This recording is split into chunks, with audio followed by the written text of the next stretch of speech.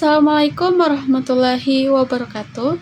Perkenalkan, nama saya Putri Syadam dengan NIM 94142481 dari kelas D Ilmu Ekonomi.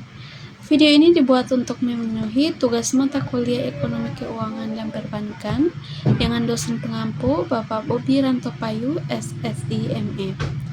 Pada kesempatan ini, saya akan menjelaskan salah satu kasus dalam sektor fintech syariah di Indonesia, yaitu Amanah Fintech Syariah, yang merupakan platform peer-to-peer lending berbasis syariah dengan fokus pada pembiayaan UMKM.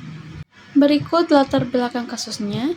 Amanah Fintech Syariah merupakan salah satu fintech di Indonesia yang menyediakan layanan pembiayaan berbasis syariah dengan mempertemukan investor dan pelaku usaha, khususnya UMKM. Dalam sistem ini, dana dari investor disalurkan kepada pelaku usaha melalui platform digital dengan prinsip tanpa riba, transparansi, dan akad syariah. Investor memperoleh keuntungan dari margin atau hasil usaha yang dibiayai.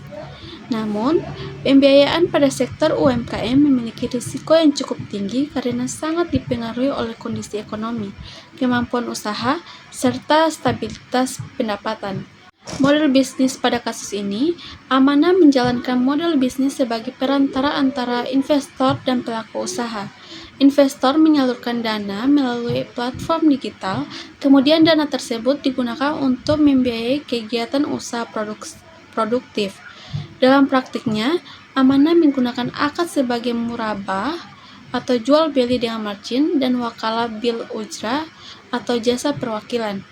Keuntungan diperoleh dari margin pembiayaan, sedangkan platform mendapatkan fee layanan. Seluruh aktivitas ini diawasi oleh Otoritas Jasa Keuangan atau OJK dan Dewan Pengawasan Syariah atau DPS untuk memastikan kesesuaian dengan prinsip syariah. Berikut kronologi kasus. Seiring dengan perkembangan fintech syariah di Indonesia, Amanah Fintech Syariah mengalami peningkatan dalam penyaluran pembiayaan, khususnya kepada sektor UMKM. Hal ini menunjukkan bahwa fintech mampu memperluas akses pembiayaan bagi pelaku usaha kecil yang sebelumnya sulit mendapatkan dana dari perbankan.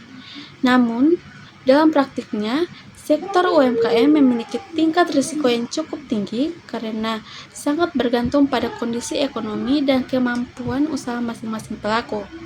Namun, beberapa kondisi pelaku usaha mengalami kendala operasional atau penurunan pendapatan sehingga mempengaruhi kemampuan mereka dalam mengembalikan pembiayaan.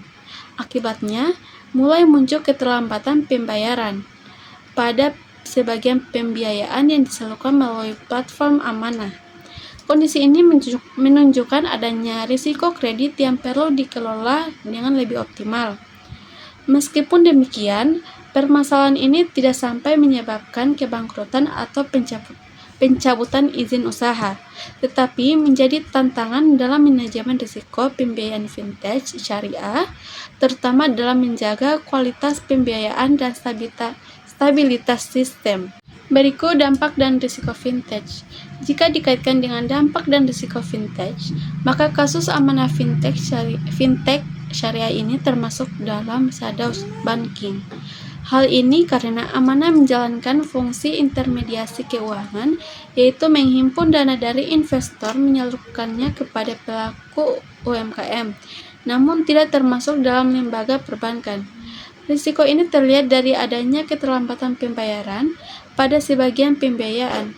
Meskipun belum sampai pada tahap gagal bayar secara luas, kondisi ini menunjukkan bahwa risiko kredit tetap ada dan perlu dikelola dengan baik. Dengan demikian, kasus ini mencerminkan bahwa aktivitas fintech syariah juga memiliki potensi risiko shadow banking. Meskipun dalam kasus Amanah masih berada dalam kondisi yang relatif terkendali. Berikut, sebagai regulator, kebijakan apa yang akan diambil untuk mencegah kasus serupa. Pada kasus Amanah Fintech Syariah, pendekatan regulator lebih diarahkan pada penguatan sistem dan pencegahan risiko sejak dini. Langkah yang perlu dilakukan antara lain memperkuat kualitas analisis pembiayaan UMKM agar penyaluran dana tetap produktif namun tetap memperhatikan prinsip kehati-hatian. Selanjutnya, keterbukaan informasi kepada investor perlu ditingkatkan, terutama terkait tingkat keterlambatan pembayaran dan kondisi pembiayaan yang sedang berjalan. Untuk menjaga stabilitas, perlu adanya diversifikasi pembiayaan, sehingga risiko tidak terpusat pada satu sektor usaha saja. Di sisi lain, pengawasan terhadap kepatuhan syariah harus tetap diperkuat agar seluruh akad dan mekanisme pembiayaan berjalan sesuai prinsip yang berlaku. Terakhir, monitoring secara berkala dan lebih insentif menjadi penting, sehingga potensi risiko dapat dikendalikan sebelum berkembang menjadi gagal bayar. Berikut terakhir penutup, kasus amanah fintech syariah menunjukkan bahwa meskipun berbasis syariah, fintech tetap memiliki risiko, terutama dalam pembiayaan sektor UMKM. Namun, dengan pengelolaan yang baik, transparansi, serta pengawasan yang kuat, fintech syariah tetap dapat berkembang secara sehat dan memberikan manfaat bagi masyarakat. Dengan demikian penjelasan dari saya. Terima kasih atas perhatiannya. Wassalamualaikum warahmatullahi wabarakatuh.